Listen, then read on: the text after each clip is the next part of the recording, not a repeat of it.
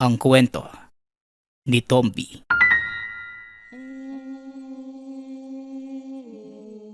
Ang kwentong ito ay hango sa totoong buhay.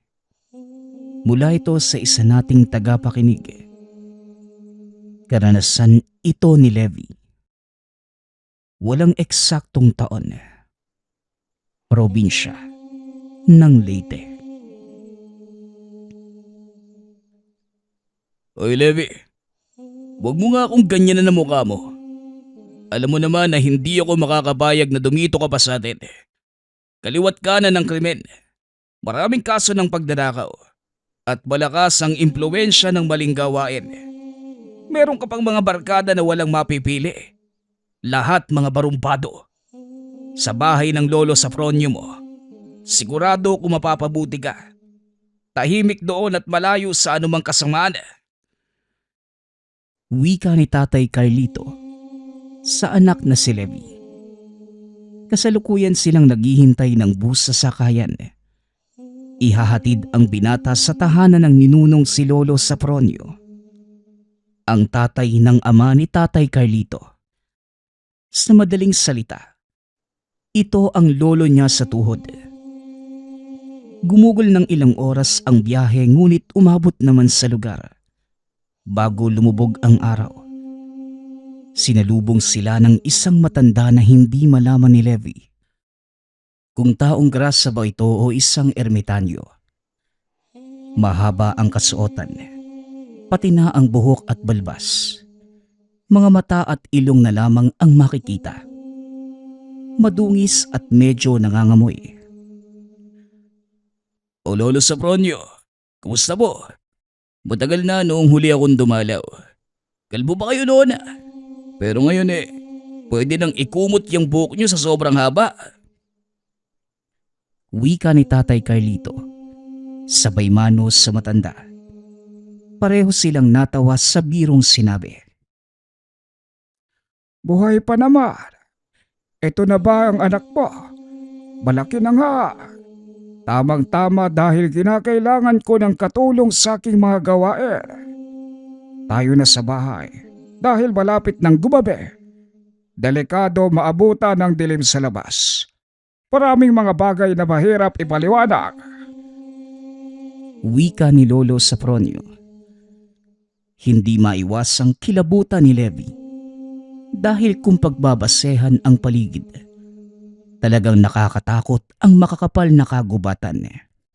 Madidinig pa ang ingay ng mga hayop. Makalipas ang ilang sandaling paglalakad, narating nila ang tahanan ng matanda na nasa pagitan ng mga bundok. May iilang bahay sa paligid. Malayo ang distansya at mas madami pa ang naglalakihang kahoy sa lugar. Maayos naman ang tirahan ngunit makalat sa loob.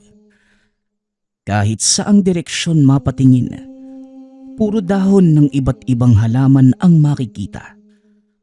Ang tanging maaliwalas na bahagi ay ang altar kung saan nakalagay ang poon ng itim na anito. Sa oras ng hapunan, hindi maintindihan ni Levi ang pagkain. Maayos tignan subalit walang lasa. Pati ang kanin ay merong maliliit na bato. Tinignan niya si Tatay Carlito. Sarap na sarap naman ito sa kinakain. Gayon din si Lolo Safronio. Napailing na lamang ang binata. Nagpaalam at saka lumabas para mag-aliw. Sa pagtambay naman sa bakuran, kinilabutan ng may biglaang dumaan. Sa sobrang bilis, hindi napansin kung ano yun. Nagulat na lamang nang makitang duguan na ang braso. Merong 3 linya ng sugat. Bakas ng kalmot. Dali-dali niyang tinignan ng paligid. Ngunit wala namang makita na kung sino. Sa takot na malaman na mga kasama, itinago niya ito. Pumasok na lamang ng tahanan na parang walang nangyari. Subalit hindi nakatulog dahil sa kirot at hapde. Kinabukasan, tinanghali na ng gising. Hindi makabangon sa higaan. iniinda ang natamong sugat. Nagpuyat ba yung batang ito para hindi magising na maaga? Wala namang pwedeng pagkaabalahan dito ah. Ay nako, naninibago yata siya sa paligid eh. Lolo Sopronio, ipapaubaya ko na sa iyo si Leve. Balitaan niyo na lamang ako pagbalik ah. Naway maturuan niyo ng kabutihan ng anak ko. Lalakad na po ako. Wika ni Tatay Carlito. Pagkatapos namang magpaalam ng ama, nagmamadaling nagpunta sa likod bahay si Lolo Sopronio. Maingat na binuksan ang bintana sa kwarto ni Levi. Doon dumaan para makapasok. Nakita niya ang binata na nanghihina. Namumutla at iniinda ang sugatang braso. Gising ito, ngunit hindi maimulat ang mga mata. Kagad na lamang ding inagapan ang sugat na ilang sandali pa. Dahan-dahang umayos ang kalagayan. Napabuntong hininga ang matanda matapos itong gamutin. Kaya pala bigla akong nakaramdam ng kakaiba kagabi. Hindi ko napagtuunan ng pansin dahil ilang segundo lang naman yon. Dagdag pa na naaaliw ako sa kwentuhan kasama yung tatay mo. Ikaw namang bata ka. Bakit hindi ka nagsabi na meron kang sugat? Isinara mo pang mabuti yung pinto mo. Hindi tuloy ako makadaan. Kinakailangan ko pang hintayin na mag-umaga para makapasok. Pero dyan pa rin ako dumaan sa bintana. Kung nagsabi ka sana sa akin, hindi ka na sana nagdurusa sa ganyang kalagayan. Ngayon, kumusta pala yung pakiramdam mo? Matindi pa ba yung kirot? Tanong ni Lolo Sopronio. Dahan-dahang bumangon si Levi. Tinignan niya ang sugatang braso na merong nakalagay na halamang ugat at iilang dahon. Medyo nangangamoy ngunit dahil pinapabuti ang kalagayan. Hindi na lamang nagreklamo sa matanda. Siya nga po pala, Lolo. Ano pong nangyari kagabi? Nakaupo lang naman po ako sa bakuran tapos may biglang dumaan eh. Hindi ko nakita kasi mabilis. Ang namalayan ko na lang, itong sugat ko. Ano po ba yun?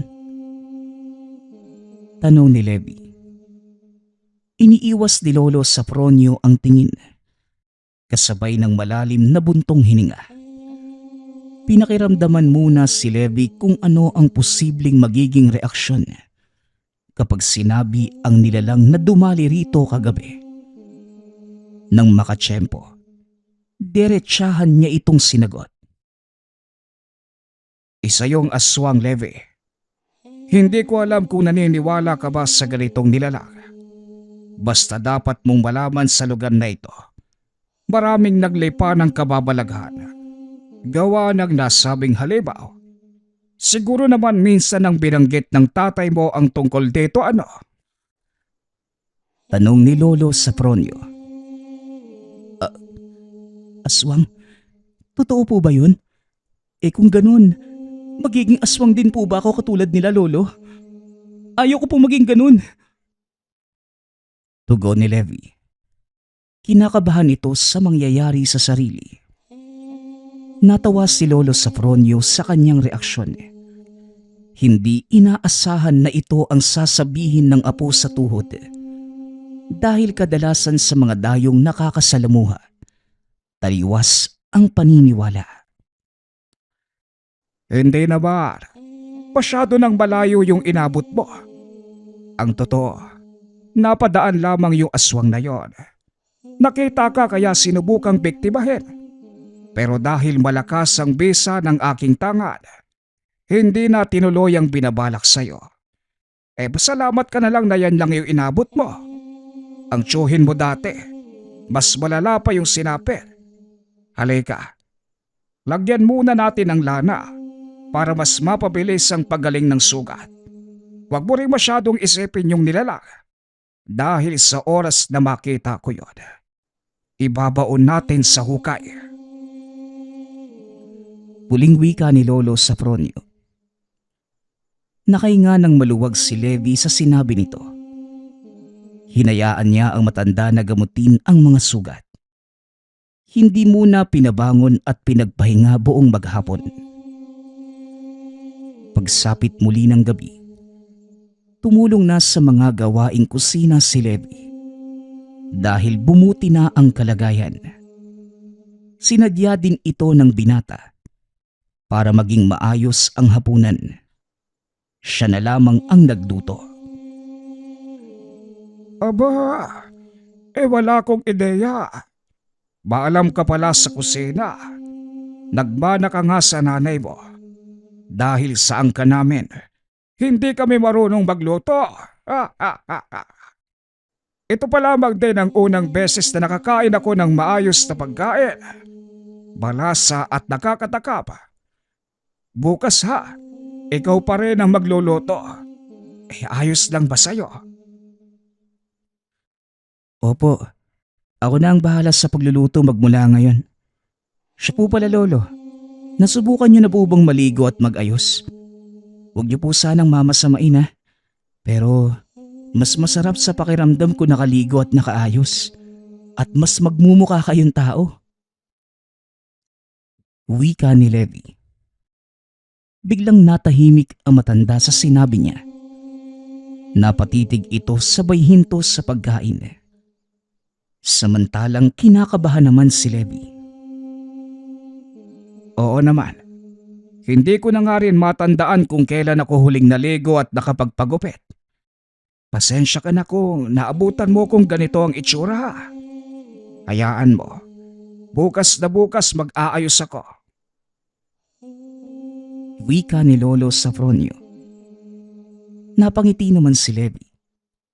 Inakala pang magagalit ito sa ginawang pagpuna. Kinabukasan, naging masaya ang mga ganap. Si Levi mismo ang nagupit at nag-ayos sa matanda. Hindi makapaniwala si Lolo Safronio sa angking husay ng binata. Aba, talaga namang palang nakakabilib itong apo ko. Levi, hindi ko talaga inaasahan na magkakaapo ko ng batang maalam sa iba't ibang gawain. Magaling na sa kusina, tapos dito naman sa paggugupit. Pwede na tayong magtayo ng pagupitan para kahit papano may pagkakitaan.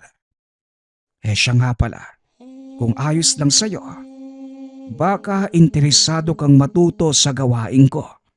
Sa ipinamalas mong ito basta sabi kong pwede kang sumunod sa akin. Wika ni Lolo Safronio. Kunot ang noong nakatingin si Levi sa matanda. Hindi niya alam kung ano ang gusto nitong ipahiwatig. Lolo, ano naman po yung ginagawa ninyo? Ano po ba yung susundan ko? Tanong ni Levi. Naguguluhan ito sa sinasabi ng matanda. Simple lang naman, Levi. Hindi kailangang kabahan dahil sa paggamit pa lamang ng patalim. Mahusay ka na. Ang paraan ng paghawak mo ng gunting habang ginugupitan ako, pwede nang makapatay ng buhay. Matalas din ang paningin mo na siyang isa sa pinaka-importanteng bagay. Apo, ang tungkulin ko bilang manunugis ng aswang, ang nais kong ipamana sa iyo. Nasa sayo kung papayag ka. Kasi kung oo, sisimulan na natin ngayon. Pagpapaliwanag ni Lolo Safronio. Tuwang-tuwa pa ito habang nagsasalita. Natahimik si Levi. Hindi niya alam kung ano ang isasagot. Dahil sa totoo lang, kinakabahan ito matapos madinig ang sinabing manunugis ng aswang. Minsan nang binanggit ni Tatay Carlito ang tungkol dito. Noong sandaling nadinig ang kwento, hindi niya maiwasang kilabutan. Lolo, ayaw ko po. Parang ikamamatay ko po yata yan Alam ko naman po na marami kayong alam sa ganyang bagay. At minsan na rin ikunento ni tatay na may pinuksa na kayong aswang dati kaya lang. Kaya lang kung hihilingin yung sumunod ako sa nasimulan mo, ayoko po talaga. Pasensya na. Wika ni Levi. Nang mga sandaling ito, tila naliwanagan siya sa dahilan kung bakit biglaan ang pasya ng ama na dalhin sa probinsya ni Lolo Safronio. Sa pagkakaintindi, hindi totoong gusto siyang ilayo sa masamang impluensya, kundi para sanayin sa tungkuling nasa hinagap. Hindi niya nais na subukan. Nakaramdam din ng bahagyang galit sa pagsisinungaling ni Tatay Carlito. Pasensya ka na po. Dambigla yata kita. Pero wag mong isipin na nagsisinungaling sa'yo ang tatay mo. Wala sa usapan naming gawin kang kagaya ko. Buhay mo yan. Kaya nasa iyo pa rin ang pagpapasya. Ang sakin lang baka gusto mo lang subukan. Pagpapaliwanag ni Lolo Safronio. Ganun po ba? Pasensya na rin kung iba yung pagkakaintindi ko, Lolo. Wala po talaga sa isip ko yung ganitong bagay. Ayos na nga po. Hindi mo namang kailangang magpaliwanag Siya nga pala, suotin mo ito. Proteksyon yan para hindi malapitan ng masasamang loob. Pabaya lalakad ako para maghanap ng halamang gamot. Dito lang naman sa gubat. Hindi ka naman siguro matatakot kung may iwan sa bahay mag-isa, no? Hindi naman po, Lolo. Gawaing bahay na lang din po yung atupagin ko. Para kahit papano, may maitulong naman sa inyo. Wika ni Levi. Makalipas ang ilang sandali, mag-isa na lamang ang binata sa tahanan. Tinitigan niya ang kwintas na bigay ni Lolo Safronio. Isa itong maliit na imahe ng anito. Kulay itim, kagaya ng nasa altar. Marami na itong nakitang ganito. Dahil meron din ang ina. Ngunit ang kaibahan lamang, ang laki at kulay. Kibit balikat niya itong isinuot at saka nagpatuloy sa gawain. Hindi nagtagal. May napansin si Levi. Sa likod na malaking puno ay merong nakadungaw na ulo. Isang bata ang nakatitig sa kanya. Hinayaan lang nung una ngunit nang tumagal, nilapitan para kausapin. O bata, may kailangan ka ba? Kanina pa kita napapansin Naligaw ka siguro May kasama ka bang pumunta rito sa gubat? Tanong ni Levi. Ngunit umiling lamang ang bata. Lumabas ito mula sa pagkakatago. Tahimik na nakatingala sa kanya.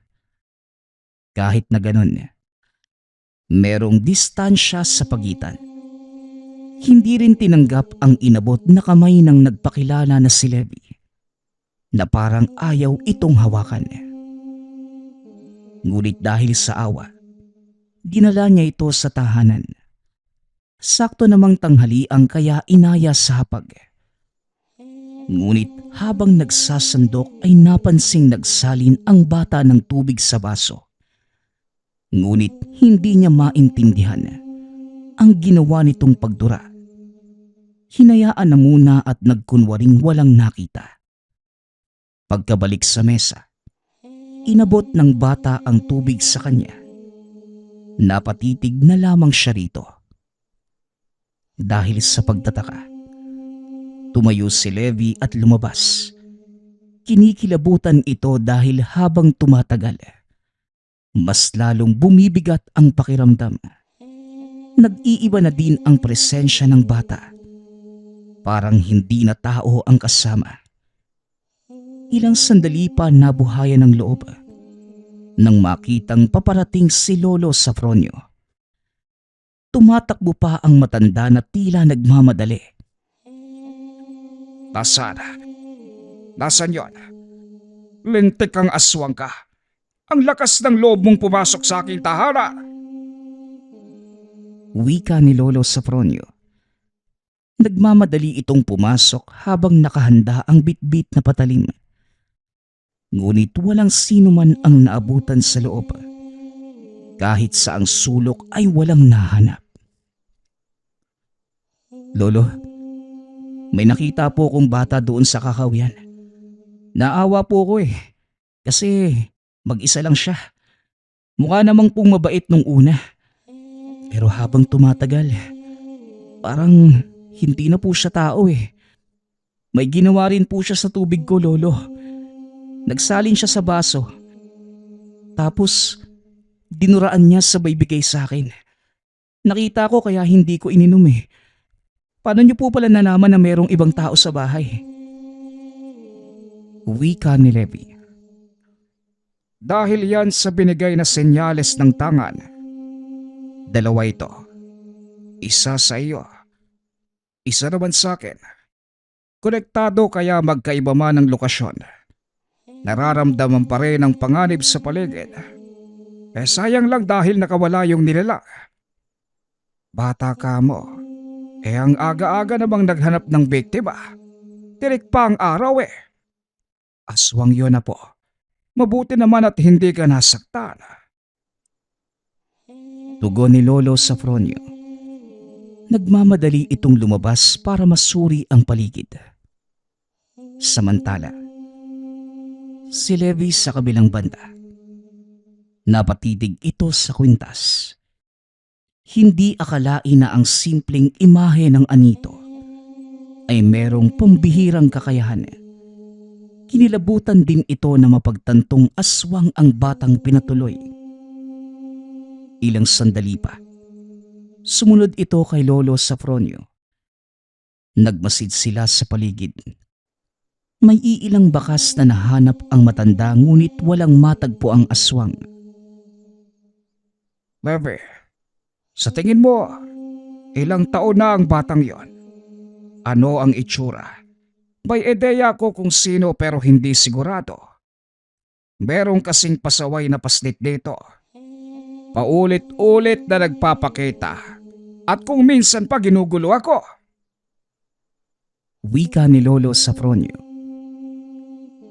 Ano po, Lolo Mga 7 taong gulang sa tingin ko. Yung tangkad hanggang sa tiyan ko. Patpatin yung itsura. Tapos medyo mahaba yung buhok. Madungis nga din Wika ni Levi. Sinasabi ko na nga ba? Siya yun. Matagal na rin noong huling nagparamdam ang batang yan. Hindi ko lang alam na babalik ngayon. Akala ko pa nga nasawi na sa engkwentro ni na paring Romulo. Buhay pa pala. Kung hindi ako nagkakamali, ang umatake sa iyo noong gabi, siya rin. Ay nako, pasaway talaga yung aswang na yan Sino po ba yun, Lolo? Bakit parang may galit kayo? Halata po kasi sa tono ng pananalita nyo Tanong ni Levi. Bumuntong hininga muna ang matanda. Sinariwa sa kanyang isipan ang nangyaring engkwentro. Maraming taon na ang nakalipas. May kinalaman ito sa pamilya ng bata.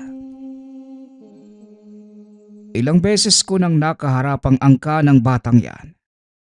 Lahat naman nagawang puksain. Nitong huli, yung tatay niya ang nakalabang ko. Naroon siya ng mga sandaling yon at nakita ang buong kaganapan. Inosenteng nakatingin sa amin. Walang reaksyon. Hindi ko maramdaman yung kasamaan sa presensya ng bata kaya hinayaan ko na lang. Hanggang sa lumipas ang panahon, nagpapakita sa akin. Nakatitig lang naman sa kalayuan.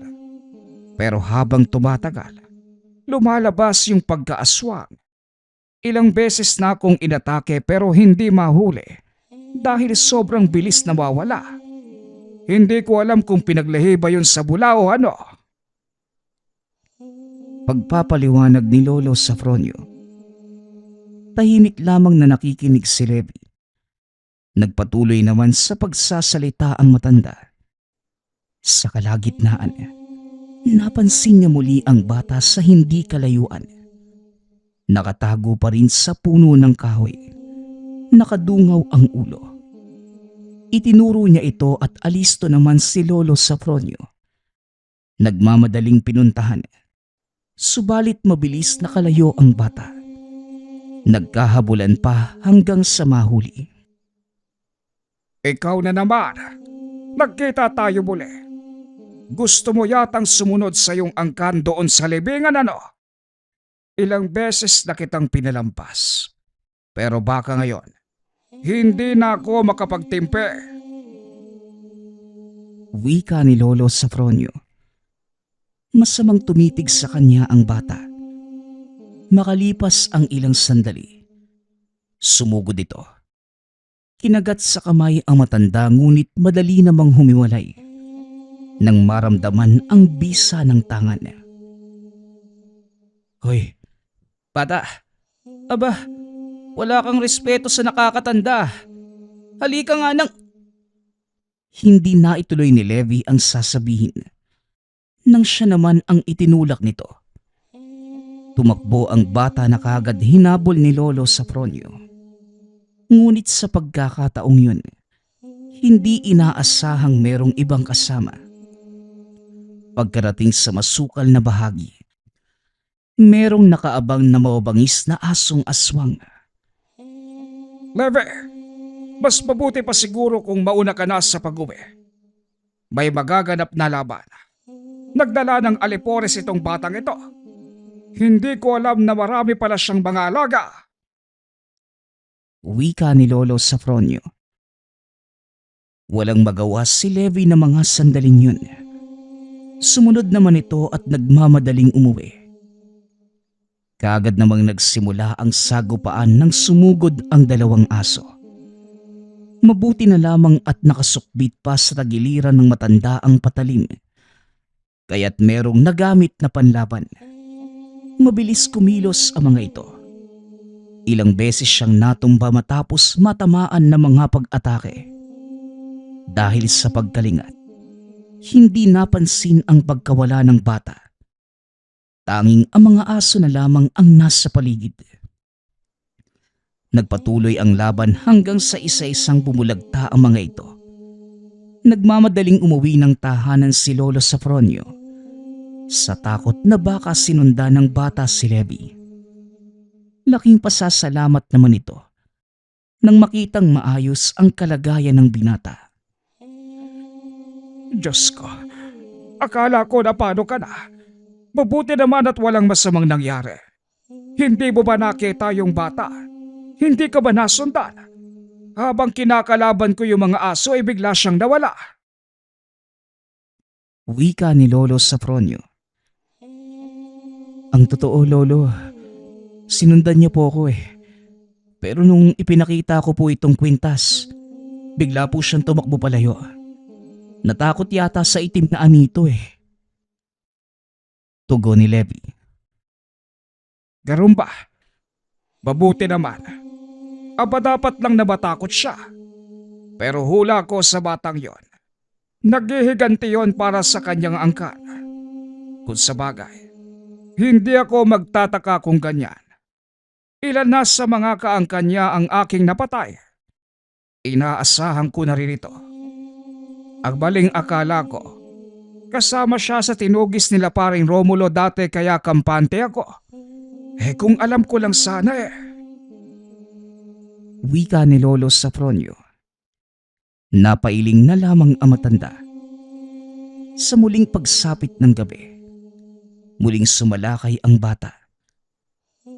Kasalukuyan pang nagdarasal si Lolo Safronio nang dumating ito. Ngunit hindi naging hadlang dahil ang bisa ng dasal ay dahan-dahang sumisira sa bait ng nilalang. Nagmamadali itong lumayo bago matuluyan. O ano? Kaya pa ba? Natakasan mo ko kanina. Pero ngayon hindi na. Sakto rin ang paglitaw mo. Nagdarasal ako. Dininig na ng langit at saka tumama sa iyo ang epekto. Bata, huwag mo kong angasan dahil hanggang dito ka na lamang. Wika ni Lolo Safronio. Nilapitan niya ang umaangil na aswang. Saka sinabuyan ng pangontra. Hindi ito nakailag. Iniinda pa ang epekto ng dasal. Sinamantala ni Lolo Safronio ang pagkakataon na parusahan ang batang nilalang. Nagpupumiglas ito sa kabila ng panghihina. Tinatangkapang mangagat. Sinubukan pang iyang gawin si Lolo Safronio sa pamamagitan ng laway. Ngunit naging maingat ang matanda. Itinali niya ang aswang sa puno gamit ang lubid na may orasyon. Hindi naman ito matigil sa kakasigaw. Lolo, sigurado po ba kayo sa gagawin niyo? Bata lang po yan. Hindi po ba kayo naawa? Bigla ang wika ng apo. Napatitig si Lolo Safronio sa binata. Tumingin din sa nakataling aswang. Ang mga munting galaw nito ay tila may pinapahiwatig. Pinagtuunan niya ng pansin. Napagtantong sinusubukang lasunin ang isipan ni Levi. Kaya muling sinabuyan ng pangontra ang aswang para maputol ang kung anong pamamaraan nito. Levi, huwag kang makikinig sa boses niya. Hindi yan simpleng bata. Isa yang aswang. Gumising ka at huwag kang magpapalinlang. Wika ni Lolo Safronio. Ngunit tumalab lamang ang paraang yun sa loob ng ilang sandali. Unti-unting nagbabago ang kilos ni Levi na para bang nais nitong pakawalan ang nilalang at nagpupumilit na isa lamang itong bata. Dali-daling binali ni Lolo Safronio ang panlilinlang hanggang sa tuluyang nagising. Nagtataka pa ang binata nang mabalik sa ulirat. Apo, mas mabuti pa siguro na pumasok ka na lamang at pakiusap lang. Suotin mo ang kwintas na ibinigay ko sa'yo. Pinala mo na naman eh. Pumasok ka na. Ako nang bahala sa nilalang na ito. Utos ni Lolo Safronio. Nang ito na lamang at ang batang aswang ang magkaharap, itinuloy na ng matanda ang pagpuksang binabalak. Sa ngalan ng poong nagbigay sa akin ng kakayahang puksain ang kagaya mong halimaw, mabulok ka sana sa impyerno. Pati ang kaluluwa mo ay masunog. Ikamusta mo na lang din ako sa mga angkan mong nauna roon. Pakisabi, ako pa rin ang manunuges na naghatid sa iyo sa hukay mo. Magsiksikan kayong lahat sa impyerno. Wika ni Lolo Safronio. Hindi na pinatagal pa na matanda ang gagawin. Pagkatapos na maiksing orasyon, tinaga ng matanda ang leeg ng aswang. Nakuha pa nitong magpumiglas, subalit wala nang nagawa. Dahan-dahan itong nalagutan ng hininga. Napatanda na lamang siya ng krus habang nakatingin sa nilalang na wala ng buhay. Sa paglipas ng mga araw, iginugol ni Lolo Safronio ang oras sa pagdarasal sa harapan ng altar. Na mga sandaling yun, lumuhod na din si Levi. Tahimik na nananalangin. Pagkatapos ng gabing yon, hindi pa nila napag-usapan ang nangyari. Bigla ang natahimik ang matanda. Umaaktong walang nangyari at sa poon na lamang halos nakikipag-usap.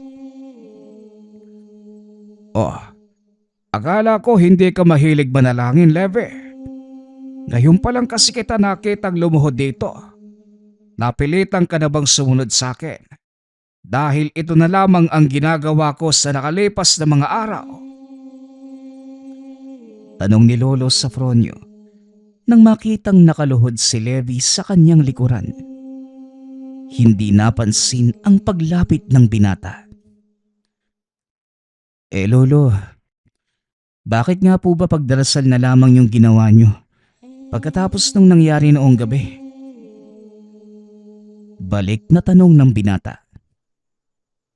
Huminga ng malalim ang matanda at hindi nagtagal. Sinagot din ang katanungan ng binata. Nasanay lang ako, Apo, na naglalaan ng ilang araw para magdasal sa tuwing merong aswang na napupuksa. Ito kasing itim na anito ang pinaguhugutan ko ng lakas para kalabanin ang mga yon. Kung hindi dahil sa kanya, hindi ko magagawa ang mga bagay na posible. Salaysay ni Lolo Safronio. Matanong ko din po, Lolo, ano po bang pinagkaiba ng mga anito sa tahanan mo sa mga anitong nasa bahay namin? Kasi dati, nakikita ko rin si nanay. Nagdarasal sa harapan ng isang anito noong nabubuhay pa siya. Pero parang ibang-iba itong sa inyo eh. Wika ni Levi. Levi, sagrado ang anito at ang palawit sa mga kwintas. May bisa ng agimat na siyang gumagawa ng paraan para matulungan ng isang taong manunugis. Natalunin ang kasamaan ng mga nilalang. Alam mo, mahabang kwento kung iisa-isahin ko pa. Mas mabuting mag-impake ka na lang ng iilang gamit dahil dadayo tayo ng Cebu sa nalalapit na pista doon. Ginagawa ko ito taon-taon para kahit papano makapagliwaliw at makakita naman ng ibang tao. Wika ni Lolo Safronio. Pagkatapos ng araw na yun, dahang-dahang nabuhay ang interes ni Levi sa gawain ng lolo. Sa tuwing magpapakain ng dasal sa mga kwintas, palagi itong nanonood para matuto. Hindi nagtagal. Siya na mismo ang kusang nagpaturo at sa paglipas ng panahon, unti-unting sinanay ang sarili para maging ganap na manunugis. Ang nasaksihang kaganapan noong gabi ang nagpabago ng isipan para bawiin ang sinabi niya sa matanda. At ngayon, nais na nitong sumunod sa yapak ng lolo. Ang mamamaslang na si Lolo Safronio. Ang susunod nating kwento ay mula sa isa nating tagapakinig.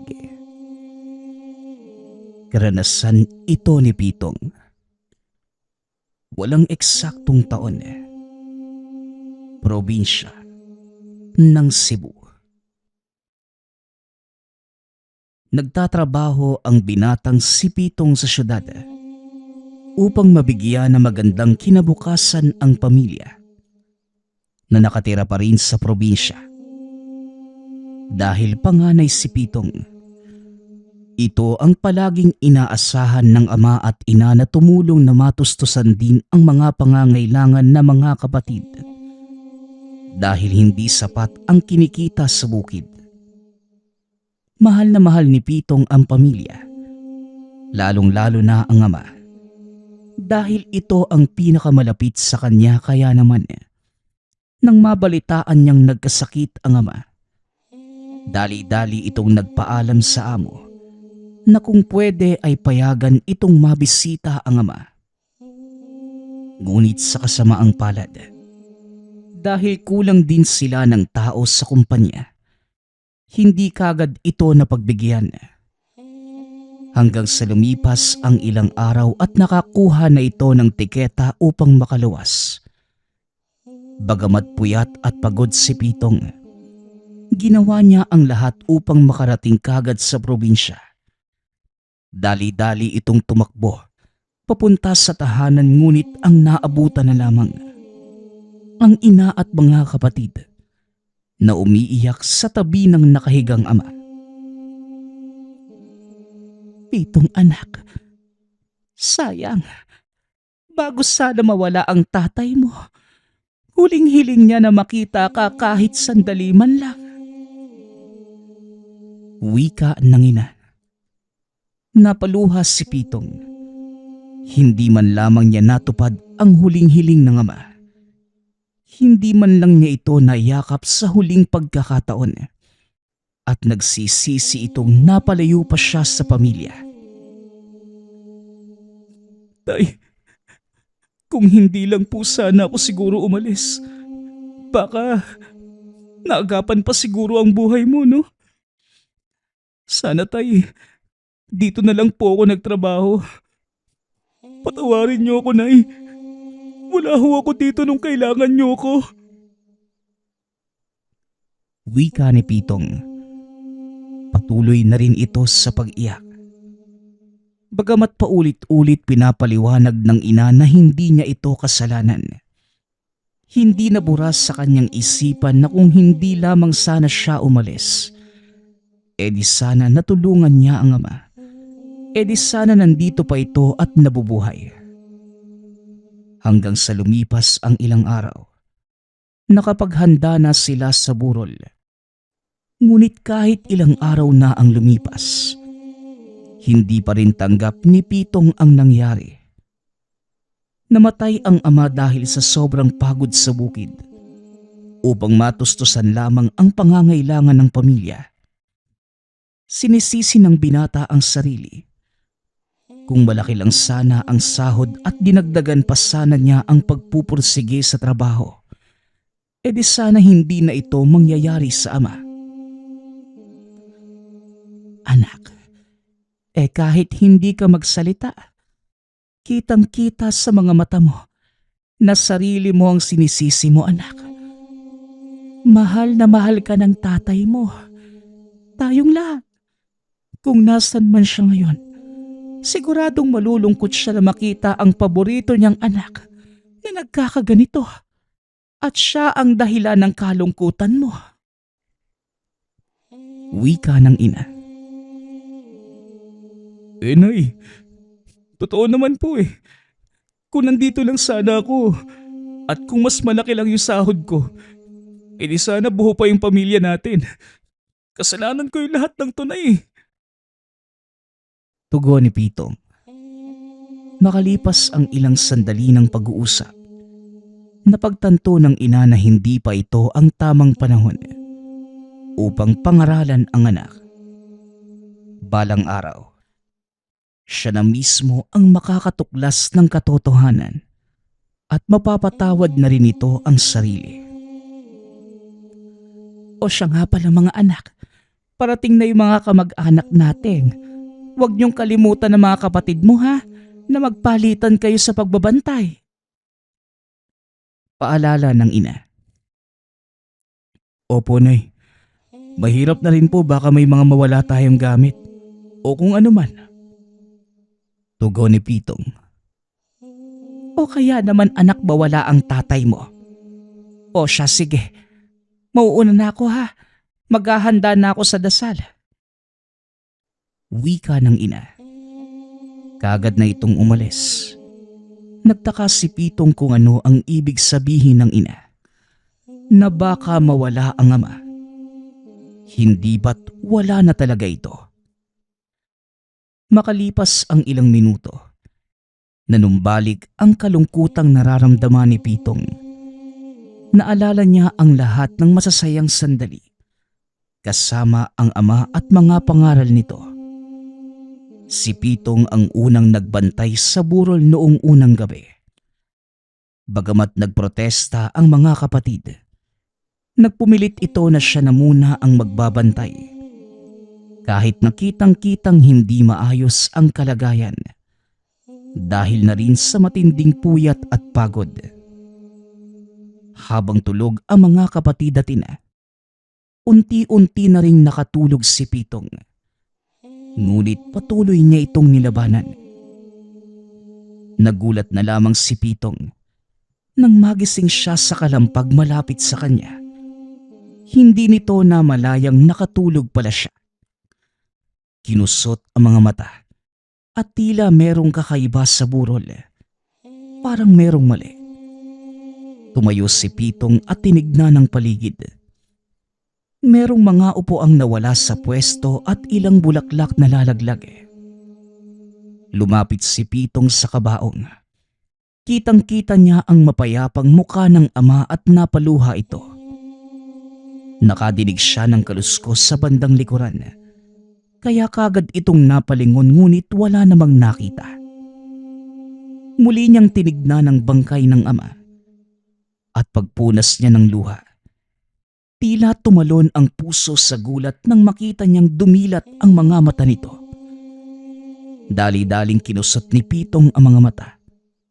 Tinignan muli ang bangkay. Ngunit pagtingin niya, nakapikit naman ito. Dahil sa nangyari, minabuti na niyang makipagpalit na bilang tagabantay kinabukasan. At baka kung ano-ano na ang nakikita dahil sa pagod at puyat. Kinabukasan, inasikaso nila ang mga bagong bisita sa burol. Nakiramay ang mga ito. Meron ding mga umiiyak. Pang-5 araw na ng lamay at kinabukasan, kailangan na ni Pitong lumuwas upang bumalik sa trabaho.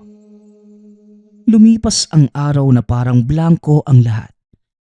Matapos nilang maghapunan, muling nilapitan ni Pitong ang kabaong upang sa huling pagkakataon, masilayan niya muli ang ama.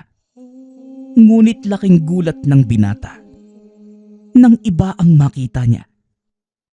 Isa na lamang itong katawan ng saging. Kinusot niya ang mga mata. Dahil baka nananaginip lang siya ng mga sandaling yun. Ngunit binuksan niya ang kabaong at hinawakan. Pitong, anong ginagawa mo?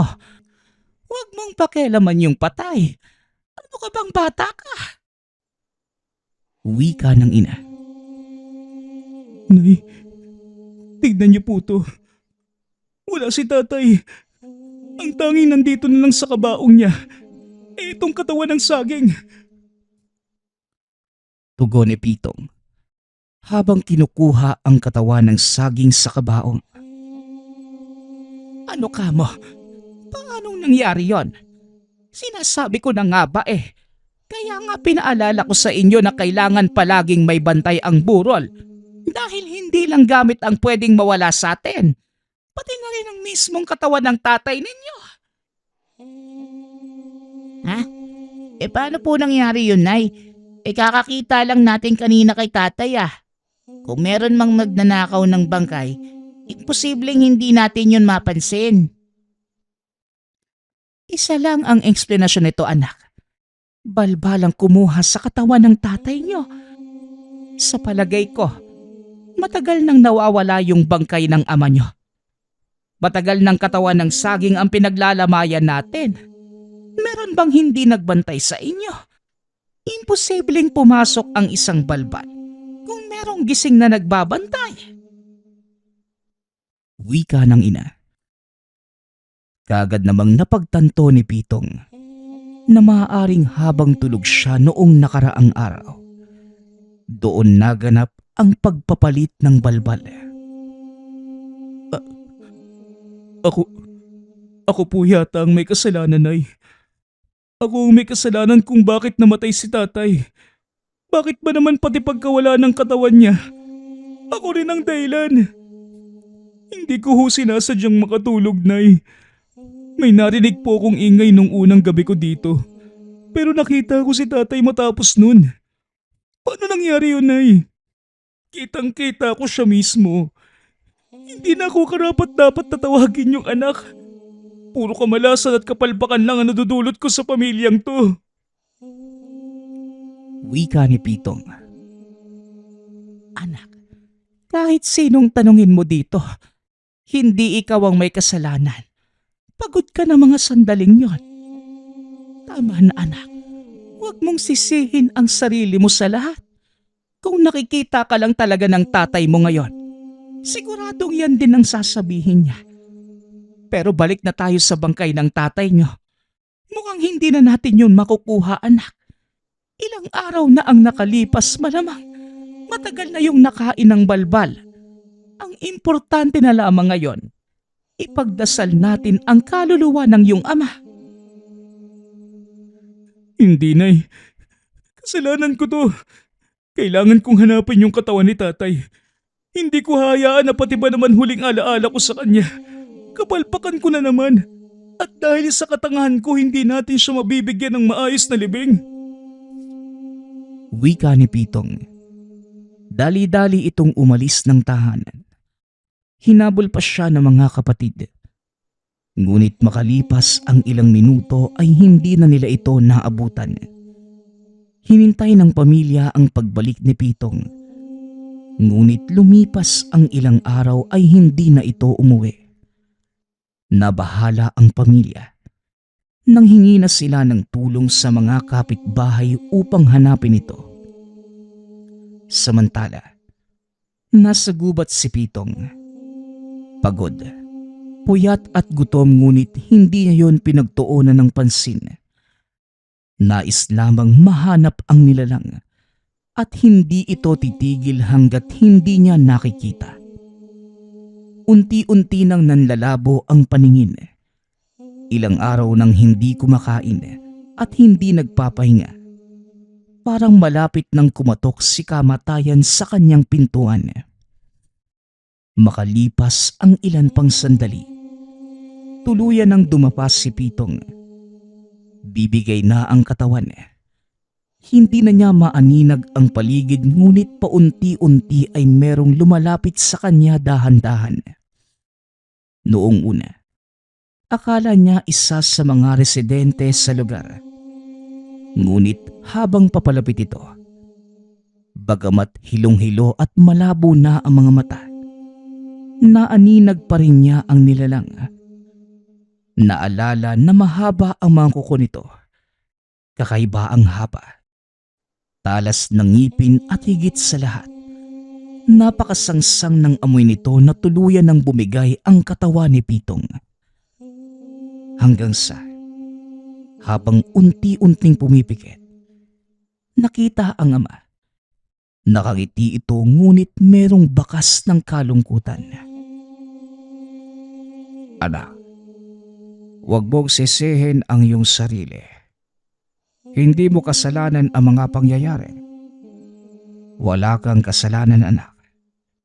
Nalulungkot ako na makita kang nagkakaganyan ng dahil sa akin. Parang awa mo na, anak. Namatay man ako, pero nandito lang ako sa tabi niyo palagi. Magpakatatag ka, anak. Marami ka pang haharaping pagsubok sa buhay. Huwag mong hayaan ang kamatayan ko ang maging dahilan din ng kamatayan mo. Namatay man ako, pero mabuhay ka para sa akin. Mahal kita, anak. Huwag mong kakalimutan. Halika na, umusad na tayo. Wika ng ama. At nagising na si Pitong. Napaupo ang binata sa hinihigaan at nararamdaman niya ang pagbuhos ng mga luha. Anak, mabuti naman at nagising ka na. Ano ba kasing ginagawa mo, anak? Wika ng ina habang yakap-yakap si Pitong. Nay, nakita ko po si tatay. Tama ho kayo. Parehas kayo ng sinabi ni tatay. Mabubuhay ako para sa kanya. Para sa inyo. Pasensya na, Nay, ah. Dahil sa mga ginawa ko, pinag-alala ko pa kayo. Wika ni Pitong. Nang tuluyang gumaling ang binata, umuwi na ang pamilya. Bumalik na si Pitong sa syudad upang magtrabaho. Bagamat mapapait ngunit matatamis na alaala ang meron siya sa kinalakhang bayan. Bigla niyang naalala ang huling nakita bago siya tuluyang mawala ng malay. Matalas ang mga kuko. Mahaba at matalas ang mga ngipin. At napakabaho ng amoy. Ngunit ngayon lamang niya naalala na meron din itong bitbit na lagayan. Nalaman niya na ang balbal hindi lamang kumukuha ng mga yumauna, ngunit nilalapitan din ito ang malapit ng mamatay. Ibig sabihin, nang makita niya ito ay nasa bingit na rin siya ng kamatayan. Matutulad na rin sana sa ama. Namatay sa pagod ngunit hindi siya natuluyan. Pakiramdam niya na mga panahong yun, napanaginipan niya ang ama, ay panahon ding nailigtas siya nito. Lumipas ang panahon at sinunod ni Pitong ang sinabi ng ama. Kahit patay man ito, nabuhay siya para sa kanya. Napatawad na niya ang sarili. Tumatak sa isipan ang mga huling salita ng ama sa kanya. Halika na. Umusad na tayo. Nagpapasalamat nga pala ako sa lahat ng sumusuporta sa ating channel. Nawa ay patuloy niyong suportahan at pakinggan ang ating mga kwento. Hanggang sa muling pakikinig. Paalam.